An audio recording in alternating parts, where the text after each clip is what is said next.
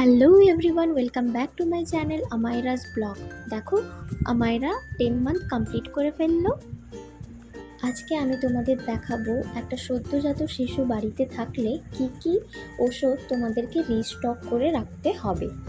আমি এভাবেই যত্ন করে বাস্কেটের মধ্যে তার সমস্ত ওষুধপত্র রেখে থাকি। প্রথমেই দেখাচ্ছি saline nasal spray naso clear. এটা প্রত্যেক বেবিদের জন্য ইম্পর্টেন্ট, নাককে ভালো ক্লিন রাখার জন্য।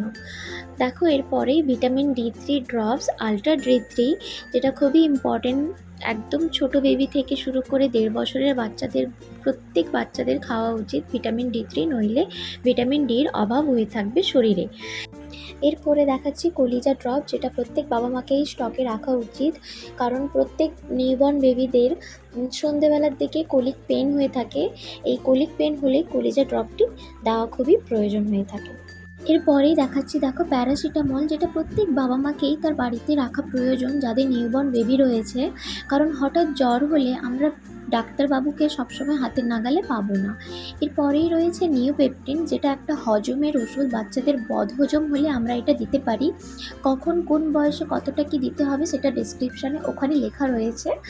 এরপরেই দেখাচ্ছি, দেখো, থ্রম্বোফোব জেল, যেটা ভ্যাকসিনেশন দেওয়ার পরে বাচ্চাদের ওই জায়গাটা খুবই ফুলে যায়।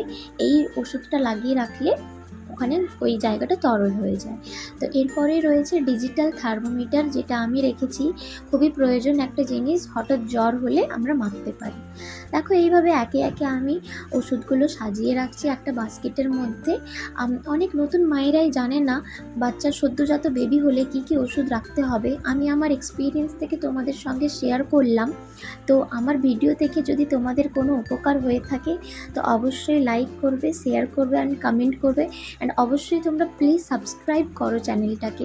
তোমরা অনেকেই ভিউয়ার্স আছো যারা দেখছো কিন্তু সাবস্ক্রাইব করছো না, তো please subscribe my channel. And আবারও দেখা হবে নতুন একটা ভিডিওর সঙ্গে। ততক্ষণে তোমরা সবাই সুস্থ থেকো, ভালো থেকো, টাটা।